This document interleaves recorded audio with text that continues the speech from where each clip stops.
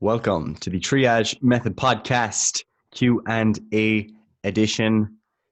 Me, Gary McGowan, and my co-host, Mr. Patrick Farrell. You were graced with the presence of Mr. David Nolan on Monday, but Paddy is back because Dave made a very rude comment on the podcast about how we should just kill everyone that's taller than 6 foot. And because Paddy normally says things of the opposite nature, well, I just had to bring Paddy Manlets, back. they're trying to rise up. They're just trying to get tall. They're trying to rise to our level. But look, if you're below 6'2", just realize that realistically you are subhuman. It's not your fault. It's just the way it is. I don't disagree. I don't disagree. And I only said 6'2" just to include you, Gary. But to kill me as well. But yeah, anyway, guys, this week the Q&A question is going to be specific to personal trainers, and it's a question that I've kind of gotten more recently from a good few personal trainers, because I think we're over the hump of the evidence-based hype in the fitness industry. I don't know if that's just me, but I think that's a thing. And like the question basically this week is, how concerned should a personal trainer be about reading research? Because sometimes you can get the impression from maybe following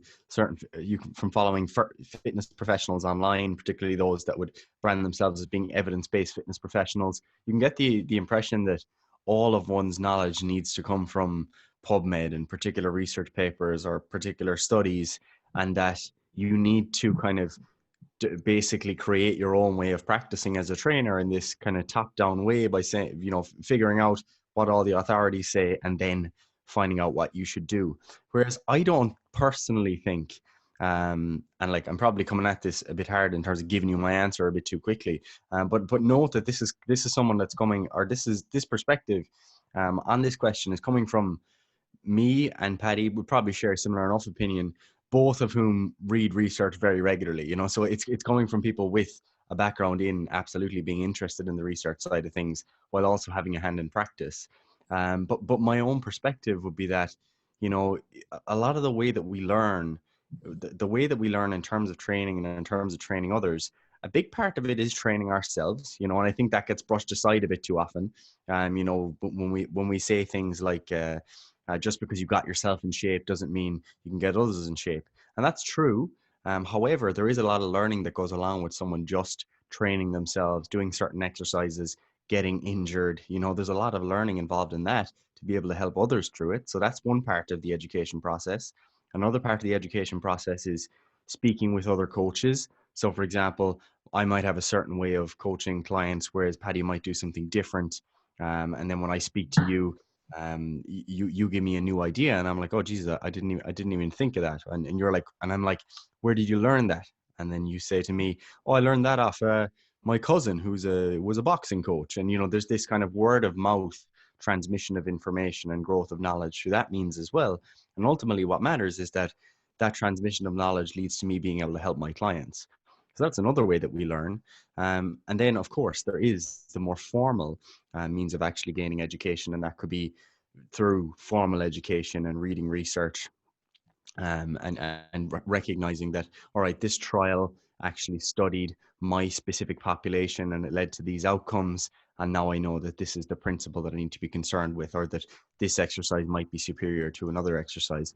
But I think that for the most part, a trainer is going to become very competent in the absence of actually having a high level of scientific literacy in specifically related to reading research. I think that is a nice addition. It's a nice supplement to the rest of your education and your qualities that you gain as a trainer. However, like I think I'm definitely a lot less confident than I would have been a couple of years ago about how much that actually matters for a personal trainer. So what do you think about that? Yeah, well, see, it's a hard position to be in because you basically need to actually define your role if we're talking to personal trainers. Like included in this is people who are interested in their own physique development, people who are interested in their own training, nutrition, all that kind of stuff, because it goes both ways, obviously, but you need to be very clear in the actual role that you want to play, because like I think, and you actually have a good perspective on this because I'm going to talk about the field that you are in fact qualified in, but like physiotherapists, it's basically practice, you know, we'll call it a manual therapy practice, even though I don't like, it's not actually a manual therapy practice.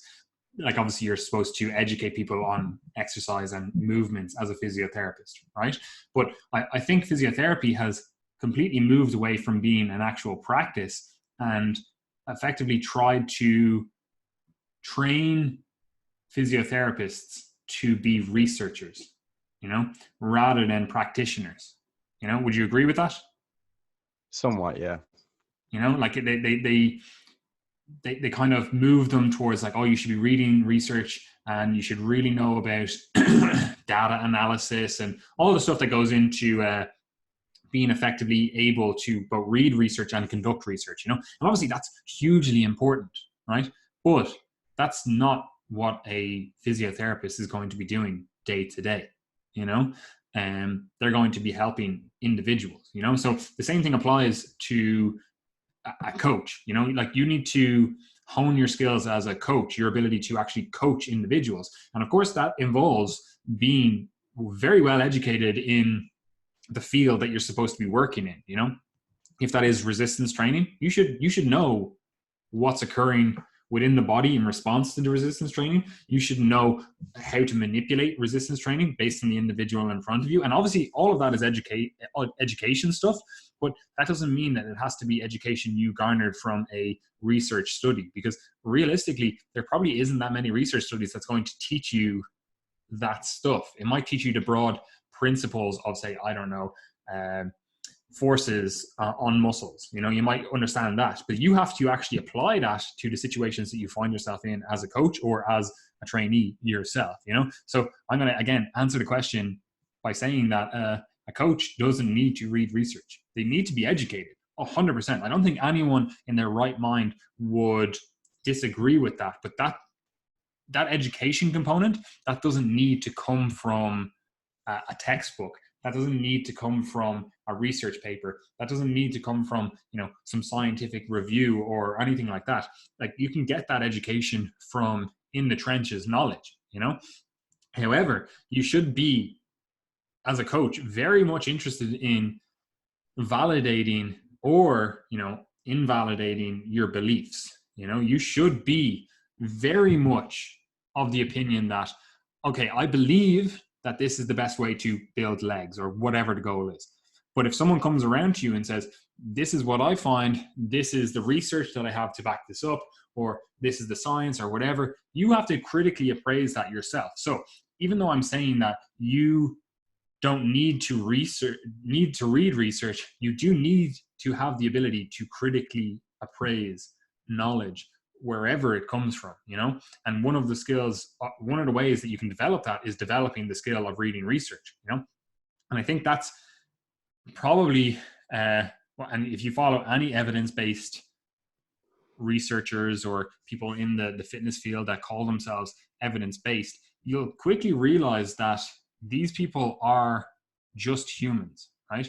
So they all have their own biases, they all have their own beliefs, and just because they got their beliefs published in a scientific paper doesn't mean that those beliefs are any more valid than your beliefs, right? And I always combat this, and this is a really weird way to combat this, but I always combat this by thinking that everything I read was written by a pedophile, right? So, and the reason I do that, like I use that as my general heuristic for going through life. And I'm like, everyone I meet, I'm like, you could go home and touch kids, right? And that stops me doing this kind of like hero worship on this individual, you know? Like, yeah, cool. You could have put out the best information ever previously, but again, you could go home and touch kids. I don't know, you know? So I'm going to treat everything that you write, everything that you present to me as if you are a pedophile, right? And that's going to make me read that and go, do I disagree with this? Do I agree with this? What points do I disagree and agree with this? And am I, you know, falling into this trap of hero worshiping where just because you are the guy or the girl or whatever that, you know, writes the best information, everyone in the field is like, this is the great, he is the Messiah, you know?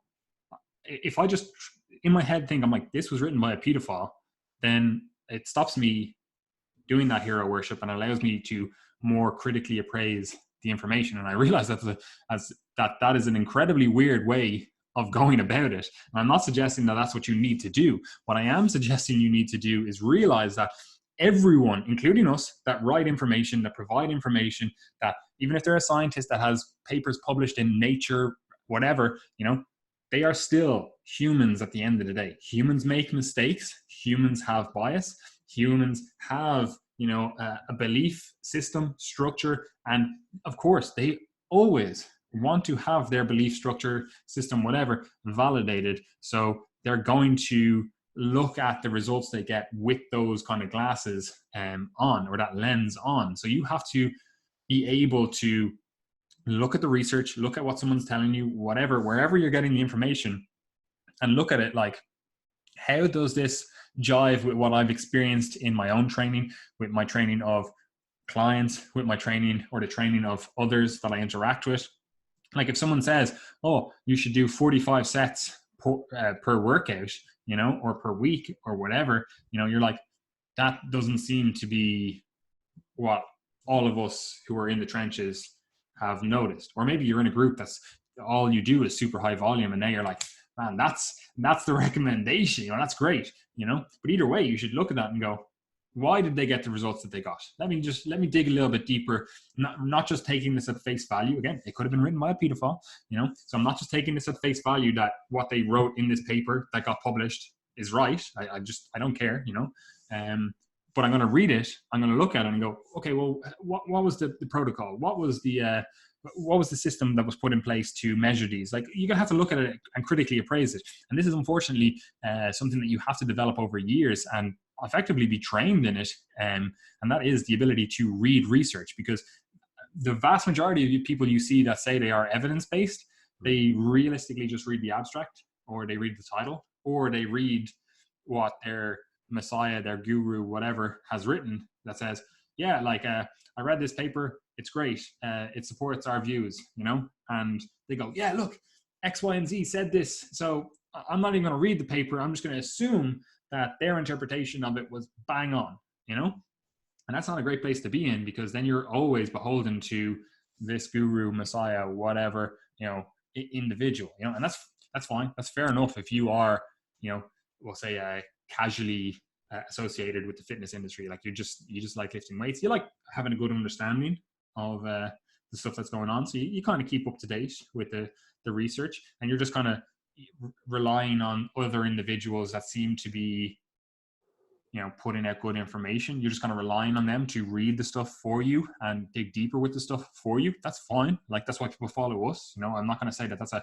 bad thing and tell people that follow us for, doing that they shouldn't do that. It's stupid. Like, again, like I do that in other fields. Like, I'm not an economist, and I follow economists because I'm like, oh, what do these people say? Or, I do a lot of like trading and stuff, and I'm like, I like following like stock traders and being like, okay, well, why are they doing that? Like, let me read this information, I'm assuming that they're putting out good information. Like, that's not my field, like you said it before, Gary, it's like, you can't be a black belt in everything, so like they're a black belt in this. So I'm going to obviously, respect that they have knowledge in that, so if you are an individual just casually in the field, I'm like, yeah, look, you're in a hard position to being able to critically evaluate the knowledge that gets presented to you.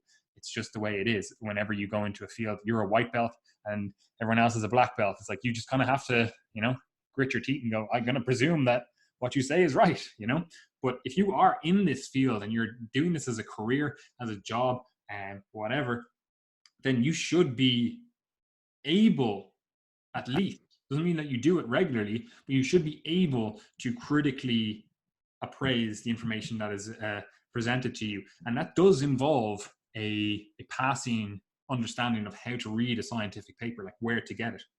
Like, I know a lot of people, they wear it as almost a badge of honor, where they're like, I've never read a scientific study, and it's like, that's what, like, why would you say that as a good thing when you are in a field that has a wealth of scientific knowledge behind it? Yeah.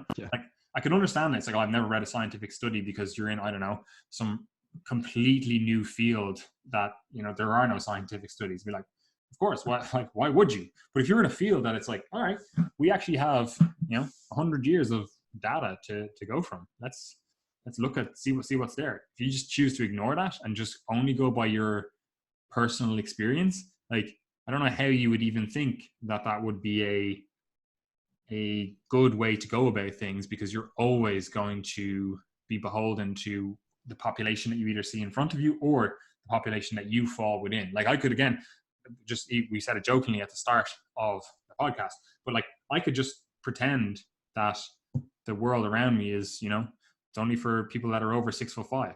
I'm like, oh, like I only take those concerns. My results from training are based on the fact that, I'm 6'5". Like if I was only to train, like say all my brothers or something, like my shortest brother is like 6'2", so if I just use a population that's between like 6'2" and 6'7", like that's probably not a representative population of the actual population. So the information I garner from that population probably isn't that applicable to the rest of the world. So why would I just ignore the rest of the world, and just be like, yeah, I'm never going to read studies done on these populations or the results of other client or other coaches that they got with these other populations. You know what I mean? Yeah, absolutely. And I think to come back to the points that I was bringing up at the start, basically I was making the case for why, reading research probably isn't like top of your priority. But with that said, you need to be clear on what we actually mean when we say personal trainer as well. Because when I'm talking about a personal trainer, all I care about is your ability on a gym floor, or we could say online, to be able to get results with those clients. That is it. So I'm not talking about your posts on Instagram, not talking about you having a podcast on the side, not talking about you writing articles. Okay. While they're all part of our business, they're absolutely not the job of a personal trainer. Okay. That's not your primary goal. So when I say you probably don't need to be too concerned with, being in the research every day and reading research to help your clients, you do have to put it higher in your priority if you're going to be playing expert, and that's where the lines start to get blurred, because there are some people who have just never read any research, like you were saying, and wear it as a badge of honor, but will answer Instagram Q&As all day about things that you would need to have read research to be able to answer. Like where else could you have gotten this knowledge if you have not consulted scientific research or read textbooks or something, which is essentially relaying on research in some way. So it really depends how you view your role. So if you want to kind of transcend personal trainer status and you want to start having more of an information-based business, then yes, you absolutely do need to be familiar with what the research says. You can't just make that up and generalize it, because there's a very key program for your client and writing an article about training principles, because you may actually be unbelievable at getting fat loss results with your 40 to 60-year-old office worker females who happen to be your main avatar. And you might be literally one of the best in the world, but you mightn't be able to actually translate that into an article about how about basic training principles. Like, can you actually tell me, volume, intensity, frequency, exercise selection, give me all of the processes there and the variables and what the research says and different decision making mechanisms. When do all these variables change? Because you never needed to, and you can be a fantastic trainer without having to think about that stuff. So it really is kind of this blurring of the lines that I think gets some people confused. And that's the reason I wanted to answer this question, because I know a load of like really, really high quality trainers who, like, their Instagram is them drinking a Bulmers at weddings or the odd photo of their client, but they're not playing the game being like, oh, I need to have the latest evidence-based posts on my page. And sometimes that can leave those trainers feeling like, geez, am I not doing a good job? I need to catch up. I need to start reading more research. Whereas it's like, no, you're doing a fantastic job. Keep going with your one-to-one training. Keep going with your group training, and don't start running around like a fool trying to follow us or follow anyone else, because we all have different business models. And just because ours happens to be based more so on trying to put out information for people, that doesn't mean that every personal trainer needs to try and emulate that. So to be clear, you can absolutely be a very competent personal trainer without being delving into the research very far. And there's other ways that you can actually learn. You can listen to podcasts from those who are putting out information. You start reviews even, and you can keep up through that means. And I think that's probably a more efficient way for a personal trainer to try and upskill, because ultimately you're the one that is the filter. Like, you know what is relevant to your clients. So if you're coaching mainly 40 to 60-year-old females and their goal is primarily fat loss and having a bit more energy at work, you can filter out all the information that's coming your way. Because when you're listening to the Triage Method podcast, and there's a podcast on weight cutting for strength sports with David Nolan, you don't need to listen to that. Irrelevant. Doesn't matter for your population, you know? Or if you're subscribed to MASS, the research review, monthly applications in strength sports, 95% of that content irrelevant for you because it doesn't apply to your population. So if you are that trainer and you're trying to translate research into practice, like Patty alluded to, make sure it's actually valid for your population, okay? Because that's one of the things that will come up a lot of the time in research studies, is that you'll see that a lot of interventions are carried out, for example, on university students who maybe they have poor diets or they're out drinking all the time, and it could be a very different population to the population that you happen to be working with. So that would be my advice to people in terms of whether or not research actually matters for you. So don't play guru expert if you don't read research and wear it as a badge, because that's silly. But if you're a trainer, note that you could be an absolutely fantastic trainer, better than all the evidence-based gurus on the interwebs, without having ever read a research paper. I think that's absolutely possible. Yeah, 100%. Like, I know so many really, really good trainers that don't read research. Now, they'll happily tell you, they're like, I actually don't read research. And they don't, not to say that they wear it as a badge of honor, but they're like, I don't read research. I rely on X, Y, Z, these people to read the research because I trust their opinion. Now, as I said, like, I personally filter that by pretending everyone's a pedophile. But again, like, they've done their own trust evaluation where they're like, okay, this guy puts out great information, this woman puts out great information, these are the populations that I work with, so I'm going to trust, they're reading the research, they're putting out education stuff, so I'm going to trust them, and then I'm going to filter that with the knowledge that I already have. And maybe you read some books on the side, maybe you do some little bit of like continuing education stuff, and you're like, okay, I actually trust these people, so I'm going to listen to their opinion and then see if that jives well with the real world that I see in front of me. Because again, you're training these populations. Now, one of the things that does come up is obviously a lot of people training other individuals, they might train themselves differently. Like, say for example, like, I have GA athletes, like I don't play GA, so obviously the way I train versus the way they train is going to be different, So that's one of the things that can really throw people off, because they'll read a lot of research or look at a lot of information that pertains to themselves, but not to their actual clients. And again, this goes back to what we were saying to start there, where you have to be very clear in what we're talking about when we're talking about this, and like what the role of a personal trainer is. Because if you coach a certain type of population, then the research you should be reading should be around that population. The experiences that you should be getting should be around that population. You should be trying to get into their mind as much as possible. Now, that's not to say that you need to train the way you would train them, because obviously there's differences. However, if you are spending 20 hours of your week building up your educational repertoire for powerlifters because you want to do a powerlifting competition, when you train 40-year-old mothers, that's probably not the best use of your time in terms of making more money, helping more individuals, and all that kind of stuff, like building your business. So you might then go, okay, well, but I really want to do this powerlifting competition, I want to know everything about it. And that's fine. Again, you can still research all that stuff, find out more information about all that stuff, but you should still be ticking along your knowledge acquisition for the population that you actually serve. And again, this also goes down to like the information you put out on social media.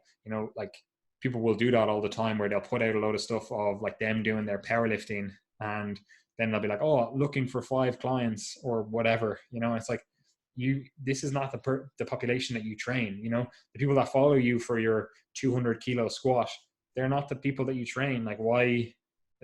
It's kind of a mismatch of the message that is going out. And then people are like, oh, I just can't get clients on social media.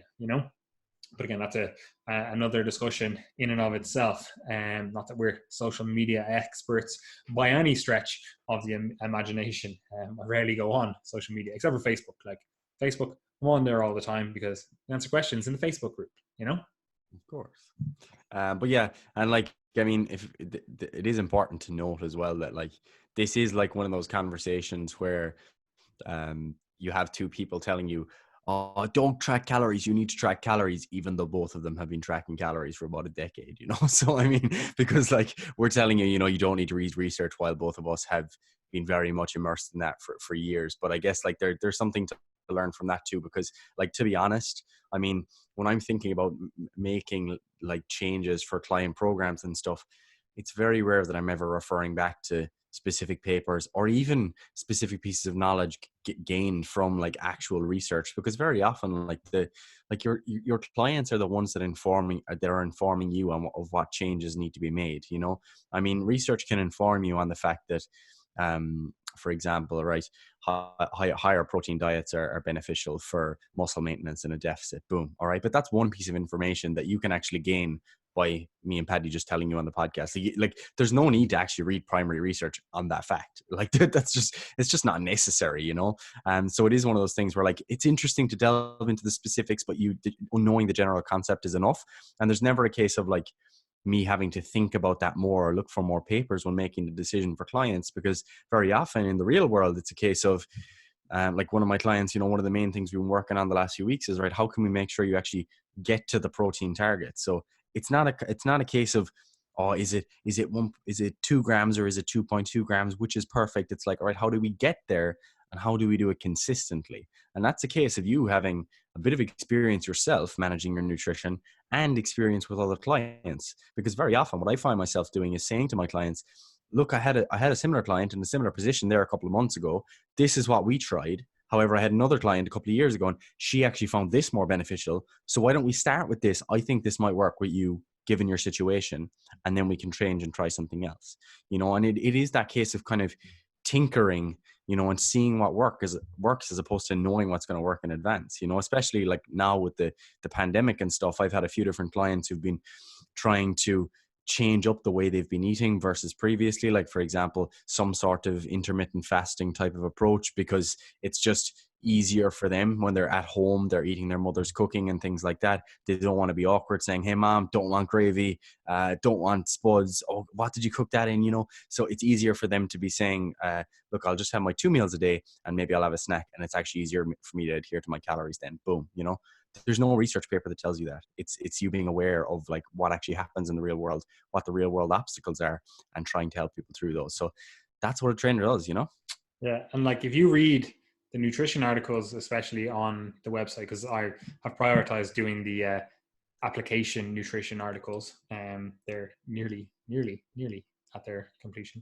But you'll read in each one of those, pretty much in the articles, you'll see me go through this entire conversation in my head, where I'll say, yeah, so this is the main points, blah, blah, blah, bang, bang, bang. There's the research to support it. And then I'll come up with like obscure situations, scenarios that I've encountered through coaching, or that I've encountered through the research that I've read, you know, and I'll just include them in there. But then I'll loop back and be like, but this is the main thing that you need to know, you know. And so that's something that, you know, you need to get the experience, and reading research is one way to get the experience, you know. Coaching people is another way to get the experience, and learning from other individuals is another way to get the experience, you know. So it all comes down to how you prefer to get the experience and how you prefer to learn, especially. And then it's about crafting a practice that facilitates you staying on track with your, we'll call it continuing education, you know, whether that is reading research papers, even if it is just, I'm just going to read one per month, you know, where it's like, I'm just going to pick one that picks my fancy, you know. Maybe you're like, oh, I actually love omega-3s. I think they're really beneficial for health, you know. Find a paper that you're like, okay, I want to read this paper from start to finish of omega-3s, like how much do we need in the diet or something like that, you know, and just read it all the way through. And then be like, okay, so how does that jive with what I understand, what I experience, etc., you know, or on whatever topic it is that interests you. You know, maybe it could be the squat or something. You're like, oh, there's actually research on the squat. Like, let's look at shin angle or something, you know. So you could do that. Or again, like I said, you could listen to podcasts, you could read books. You know, there's so many avenues for you to get further education that, no, you don't need to read research. You simply don't. You know, anyone who says you need to read research as a personal trainer, you know, that's like saying you need to squat to get big legs. You just don't, right? However, it's definitely a good way to go about it. You know, it's worked for a lot of individuals. However, it might not work for you. You know, you might be like, all right, actually, front squats, they're the beans. They're the ones that work for me. You know, so you just have to find a method that works for you and then stick with it and progress with that, you know, because again, like, people always assume that, you know, you're going to read one research paper or, you know, read a book and you're going to know everything. It's just not the case. If that was the case, man, I would have been the smartest individual when I was like 5. I used to fucking read books every day, you know, but it's not the case, you know. So it takes time. You have to build up your knowledge. Again, it's experience. It takes years to accumulate, and obviously you can bypass a lot of mistakes by listening to individuals that you feel you can trust. Again, I use the pedophile lens. You're welcome, very welcome to use that. But you know, use it and go, okay, yeah, I trust these individuals. I'm still going to fact check them. You know, if I see something and I'm like, I don't know if I agree with that, you know, 100%. Like, we can be wrong. I'm not saying that we're infallible, that we've never been wrong, that I got all my information 100,000% correct all of the time, or my, you know, beliefs haven't changed over time, or my opinions on certain topics haven't changed over time. You know, if they didn't, I'd probably be more worried. So, you know, we can be wrong. So call us out. I don't care. You know, realistically, I'd rather be right than be right, you know. So call us out. That's 100%. That's what we have that written on our website. You know, it basically says, call us out if you find any information that you feel is incorrect. You know, and people do all the time, you know. Sometimes we are wrong, sometimes we're not wrong. But yeah, I've nothing else to say. You don't need to read research. You can if you want. You can also just listen to other coaches. You can also just listen to other educators. You can also read books.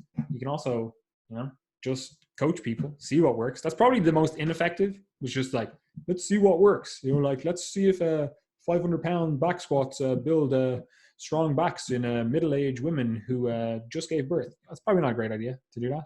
You know, it's probably not a great idea to experiment on your clients and be like, you know, I wonder if this works. You know, that's probably not great. You know, like Gary was saying earlier on, like, the thing that personal trainers should be able to do is get results. Like, that's with the background of you should be able to get results safely. You know, so, you know, you should understand basic human functions and how to train people safely and effectively. And then, yeah, you can experiment a little bit, you know, keep a little bit of what you know works, and then maybe sprinkle in a bit like, I wonder if this exercise works, or this rep range works a little bit better, or whatever. Cool. That's no big deal, you know. Or again, you talk to someone that is competent, that has coached hundreds, thousands of people in the population that you coach, and go, what do you see with this individual? You know, what do you see when you have an individual that is 40 years old, has 3 kids, you know, works an office job, whatever it is, you know, whatever your target population is, you know, and go, okay, how did you help them? Like that? All right, that's cool. I'm going to try that. See if it works. Easy, you know? Absolutely. And just to echo the point that you made there in terms of like experimentation, like, sometimes people get real carried away with like trying to self-experiment and experiment with their clients. And I prefer that word tinkering, you know, because tinkering kind of implies that, like, right, we have something, but we're kind of, you know, we're going to change something and kind of see how that works, and then see how something else works. And you're letting it kind of evolve as you go along by making very small little changes to any intervention that you happen to be putting into place. You know, if you were trying to like if you're working with Boeing and you're trying to improve the 737 or something, you wouldn't be like, do you know what? Let's put let's put both engines on the roof, and then let's add on 2 more wings and see what happens. You know, you'd see what was there, and then you try to make some little tweak, see how that works, test it, blah blah blah, come back with your outcomes, and then you've got some potential update or something that you can throw into the bin. You know, and that's basically the case with coaching. You know, if you've got a program in which you're roughly doing 10 sets per body part per week across all of your muscle groups, you don't just read one article on high volume and then come into your client on Monday and say, we're actually going to bump it up to 30 sets a week. You're like, you could take a piece of information away and say, oh, higher volume approaches seem to actually be more effective. And my clients seem to all have been recovering really well so far. So I'm going to increase to 12 sets, see how that goes. And then maybe increase to 14 and gradually tinker your way. But yeah, that's pretty much it for this podcast. I think we covered everything that you guys need to know. Obviously more applicable for trainers, but also applicable for trainees. I think trainees often fall into the same, what was I going to say? The same trap. Jesus Christ. I'm sorry, I shouldn't use the Lord's name in vain on the day that he rose. But basically what I was going to say was that if you're a trainee and you're having success with any intervention, that's what matters. And I mean, if you're on any sort of training program, you shouldn't be trying to seek out research to basically disprove what has led to progress for you. So it also does apply to you as a trainee. But if you'd like to find out more about us, our work, etc., you can subscribe to the Triage Method newsletter below. You can join the Triage Method community on Facebook. That's also in the description box below. We have online coaching spaces available. That includes one-to-one and group online coaching. We also have program templates and a beginner's guidebook that you can purchase in the store. And of course, you can follow us on our various social media platforms, YouTube, Instagram, Facebook, Twitter. Get involved on all the above. And if you have nothing else to add, Patrick, we'll see you guys on Monday again. I just have one thing to add. Go ahead. And that is that the definition of tinker is someone who mends pots. So that makes no sense. The second definition of tinker is an unskillful or clumsy worker. So yeah, that's how Gary coaches. Apparently, I experiment. I'm just gonna tinkers, stick with it. That's good though. Someone who mends pots. You make a small improvement to the pot. That's why they call itinerants tinkers, which is somewhat racist. Depending on that. They call them tinkerers because they used to go around house to house fixing and mending pots. Runner, that's an aside. I'm just trying to reduce the discriminatory nature of that word. That's why I'm bring it into our vocabulary. Oh, okay, yeah, real sound like. Anyway, goodbye. Goodbye.